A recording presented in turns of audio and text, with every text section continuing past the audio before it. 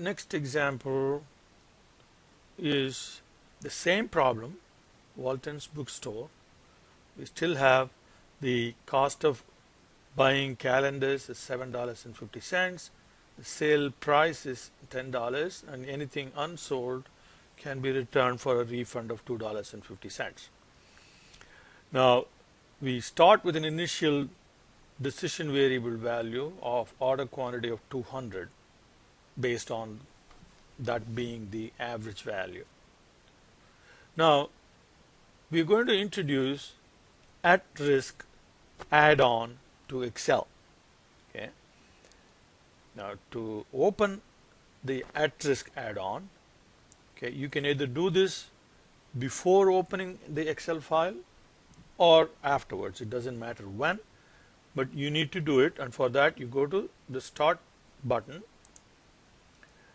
and then here is at-risk 6. Okay, you can select that, but suppose if you don't see at-risk in this list, then you have to go to All Programs and then look for Palisade Decision Tools. When you click that, then you will see at-risk listed there. So click on at-risk. Okay, that will then initialize and open a new tab. It will appear in just a second. So here you click OK, and you'll see at-risk right there.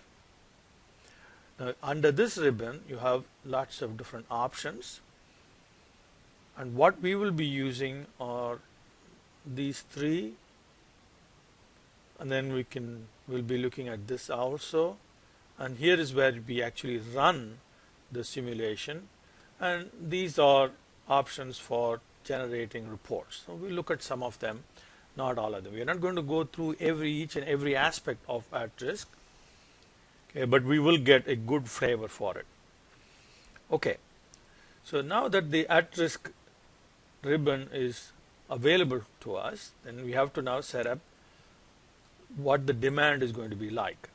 So for this problem, if you look at your textbook, the problem defines the demand as something from a triangular distribution.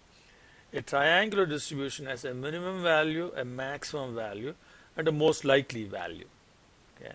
A triangular distribution cannot be easily set up in Excel. If you want to do it with Excel tools only, then you have to write a macro for it. There is no built-in function that we can use to generate demand using triangular distribution, and that's where at-risk will help us out. So it's very easy to define such distributions. So here is the button which says Define Distributions. So click that. Okay, remember your cell pointer must be here in the demand cell B13.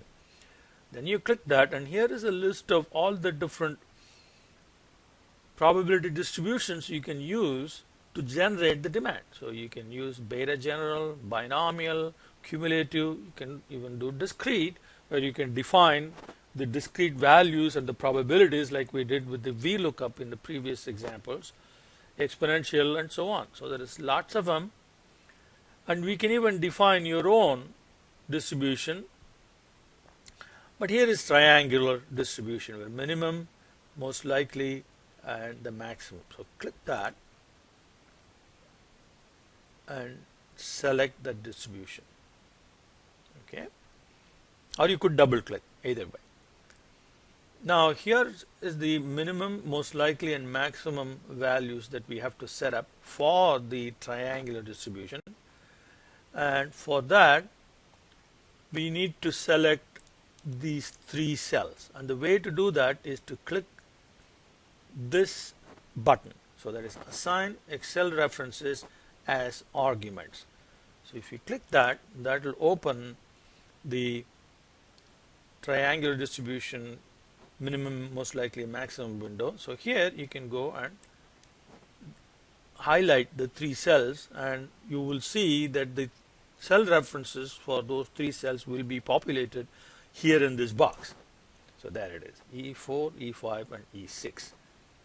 Okay, then you click this button right there, and that will take you back to the original screen, and here you see the cell references E4, E5 and E6 are listed, and it gives you a pictorial view of what that distribution will look like. So here is the minimum, the maximum, and the most likely, and so on. So this is just to understand what the distribution will look like. So this is the function that is important. This function will generate demand using the distribution that we have defined. So now you click OK. Now that generates the demand. Now the problem is the demand is not integer. Okay. So how do you make it integer? Well, here is the function. This function can be edited in whichever way you want. So we can go and insert the round function around it. So if you say round, okay, and then remember we have to provide number of decimal places. Okay, so we can go and edit the function in this fashion, and that will give you a integer value for that distribution. Okay. And then we set up the profit model, okay, which is exactly like what we had done before. So sales will be the minimum value between order quantity and demand. That's what we can sell. Now return will be order quantity minus sales. Revenue is sales times unit price. Okay. Cost of calendars will be order quantity, how many calendars we're going to order, times the unit cost. Okay. Now refund is how many units how many calendars we are returning times the refund amount. And the profit is revenue minus cost is the profit from calendar sales, and we have to add the refund amount. So this is our profit model, which is exactly like what we had done previously. So now we have to set up in at risk that this is the output that we are looking for. Now we can go to at risk. Okay, so here is the next button that's very important to us. This is add output. Okay, so with this cell selected, if you click add output, okay, then this cell is now identified as the output that we are looking for. So now click OK, then this is identified as the output for at risk. So it adds this prefix to the formula that we have already set up. So this tells at risk that this is to be treated as an output cell. So now we can go and gather information, summary statistics from the replications we're going to be running. So we're going to be running replications, and at risk will keep track of the profit for each of those iterations, and we can now set up functions to gather summary statistics. And here we use this button. So this is insert function. You can actually type the function. If you remember the function name, you can just type it. You don't have to use this button. Okay, so here we're going to look at simulation results. If you use simulation results, and you see there is a lot of functions here, and you can use any of these functions. Now we want the minimum, so we select risk min. Okay, and the data source is profit. Okay, don't worry about simulation number. We'll talk about simulation number later on, but right now we'll just skip that. This is optional. We don't need to specify anything there. So that's it. So this is your minimum. So I'm going to give a name to profit. So we will use the name. Okay. So I'll edit this H13 to profit. Okay. Now maximum. Okay. Again, we'll go back to insert function. Actually, it is risk max. If you remember the name of the function, we can just type it. Okay. Average, okay, again, don't use the Excel average function, because Excel average function is not we are after. We are after the mean of the replications, and we have to use the risk functions for that. So we have risk mean. Okay, risk mean is the average value, and then we want standard deviation, and if we can get the standard deviation, then we can set up the confidence interval.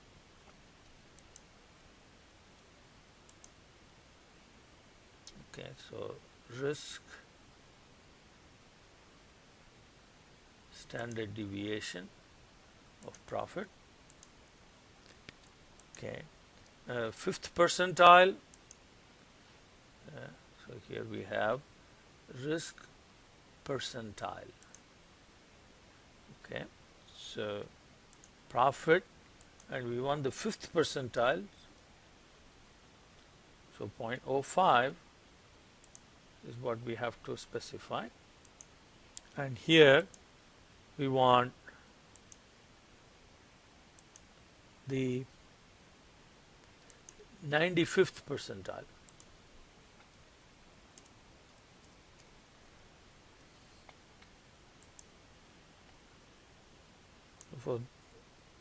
For probability of profit less than or equal to 300, we need to use the risk target function. Risk target. What is our target? Okay, data source is profit. Target X value is 300. So this gives you the probability of 300 or less. So it gives you the cumulative probability. So here, look at this. Cumulative probability is calculated. So this gives you the cumulative probability. Now if you want probability of greater than 400, then go to target, okay, data source, now 400, but this will give you the cumulative probability, but what we want is the profit to be greater than 400.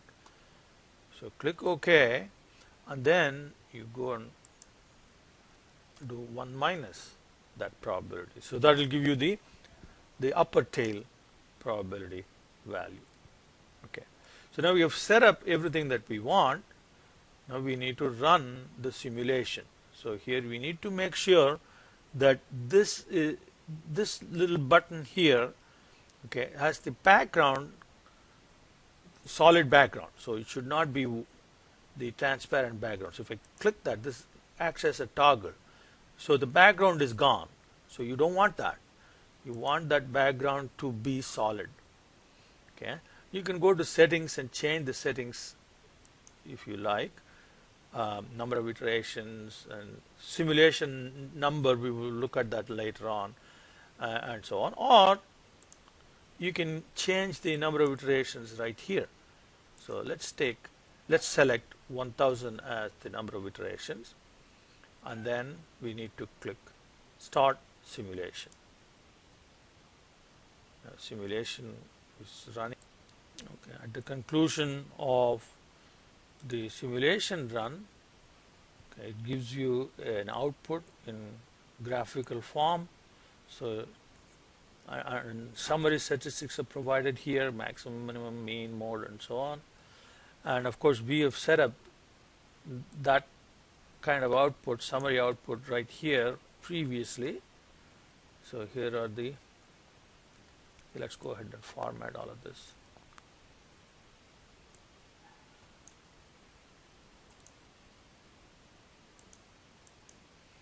These are dollar values, so let's provide dollar, and these are probabilities, so let's make that into a percentage. So with at risk, we have now run 1000 replications of the demand following triangular distribution, and these are the results that we get for an order quantity of 200. This simulation is for order quantity of 200. If order quantity is 200, this is what will result in these are the results that we get from the 1000 replication simulation.